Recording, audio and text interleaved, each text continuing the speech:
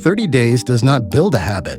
The study everyone quotes for that found a median of 66 days, a range running past 250, and not one person who got there in 30. So the promise is wrong, and the challenge still works, which is the interesting part, because it was never building a habit. It was building evidence.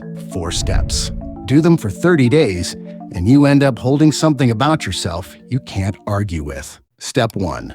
Reclaim your retention. In 2004, a researcher at UC Irvine measured how long the average person stayed on one screen before switching. 2.5 minutes. She ran it again recently and got 47 seconds, and other teams have replicated that to within a few seconds. It matters here, but not for the reason people give. Attention that's short cannot hold a plan. You decide something on Monday, and by Wednesday, the decision has been quietly overwritten by whatever was loudest. That isn't weak will. That's a 47-second window being asked to carry a 30-day commitment. So cut one input, not all of them. The one you reach for without deciding to. You're not detoxing, you're widening the window enough to hold a thought until Friday. Step 2. Lock onto one target. Everyone tells you to pick one thing, and everyone gives the same reason: focus. That reason is wrong, which is why people pick 3 anyway and feel like they've compromised sensibly. The real reason is arithmetic. One target produces a verdict every day, did it or didn't. 3 targets produce a partial day every day, and a partial day can be argued with. You will argue with it. You've been arguing with your own days for years. So pick one, make it measurable, and make it the one you'd still do if nobody ever found out about it. Then write the standard down, because a standard kept in your head moves. Step 3. Build the streak. This is the step everyone thinks they understand, and it's where almost everyone quits, usually somewhere in the 3rd week, always for the same reason.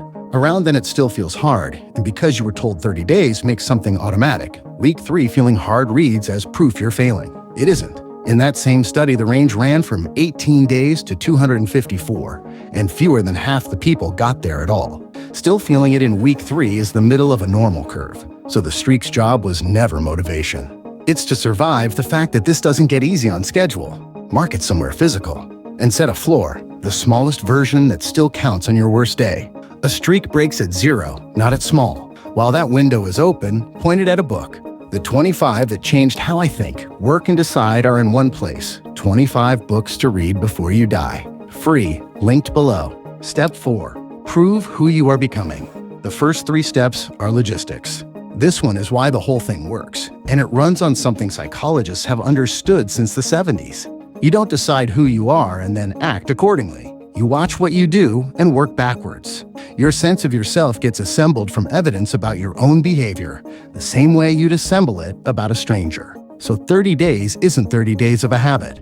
It's 30 pieces of evidence entered into a case you have been quietly losing. And that's the part that matters for you specifically, because you have done hard things. You do them constantly.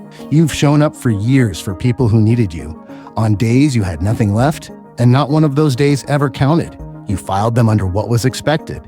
Evidence for everyone else, never about you. This is the first thing you'll do that nobody is depending on, and that's exactly why it will land differently. So on day 30, don't review the streak. Write one sentence, what kind of person does that? Then keep it. In 30 days, you will not be a different person. You'll be the same person holding 30 marks in your own handwriting that say something about you that you didn't have last month. That's all a changed life has ever been. Evidence, finally counted by the person it was about.